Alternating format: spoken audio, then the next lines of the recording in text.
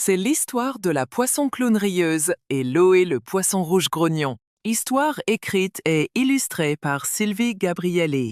Sous la surface scintillante d'un grand lac bleu, vivaient deux poissons très différents. Léo, un poisson rouge aux écailles brillantes qui avait presque toujours les sourcils froncés.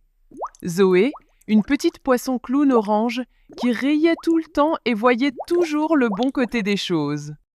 Sous la surface scintillante d'un grand lac bleu, vivaient deux poissons très différents.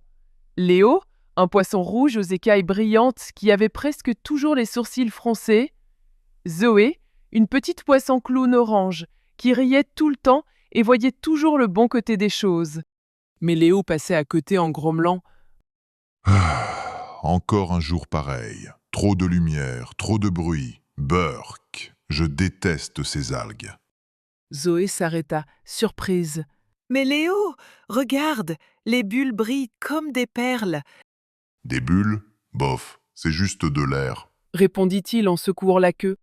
Ce jour-là, le courant du lac les emmena vers la grande prairie d'algues. Les algues ondulaient doucement et de minuscules crevettes se cachaient dedans. Zoé s'exclama. « Oh, c'est un terrain de jeu! On peut se faufiler partout !» Elle s'amisa à passer entre les tiges, à faire coucou à chaque crevette. Mais Léo, lui, fronça encore plus les sourcils. Je déteste quand les algues me chatouillent. Ça gratte les nageoires. Zoé fit une moue amusée. Elle s'amusa à passer entre les tiges, à faire coucou à chaque crevette. Tu sais, Léo, quand quelque chose te dérange, tu peux essayer de le voir autrement. Les algues, c'est comme des foulards qui dansent autour de toi. Léo haussa les épaules. Facile à dire. Toi, t'es toujours contente.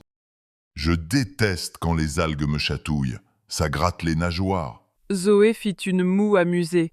Elle s'amusa à passer entre les tiges, à faire coucou à chaque crevette.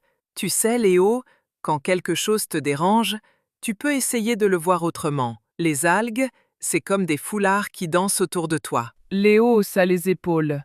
Facile à dire. Toi, t'es toujours contente.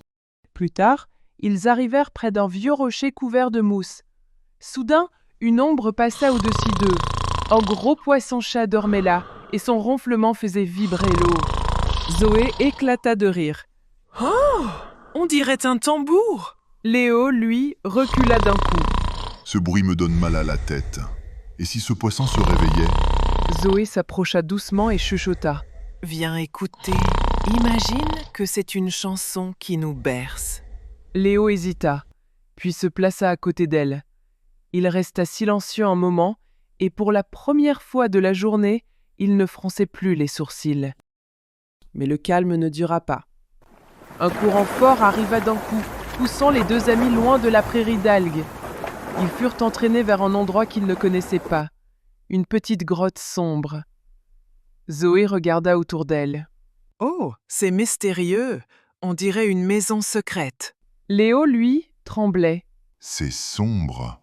Et si on ne retrouvait pas notre chemin? Zoé sourit doucement. « Tiens, regarde là-bas, une lumière. » Au fond de la grotte, un trou laissait passer les rayons du soleil. En s'approchant, ils virent que la lumière faisait briller les coquillages comme des étoiles. Léo resta bouche bée.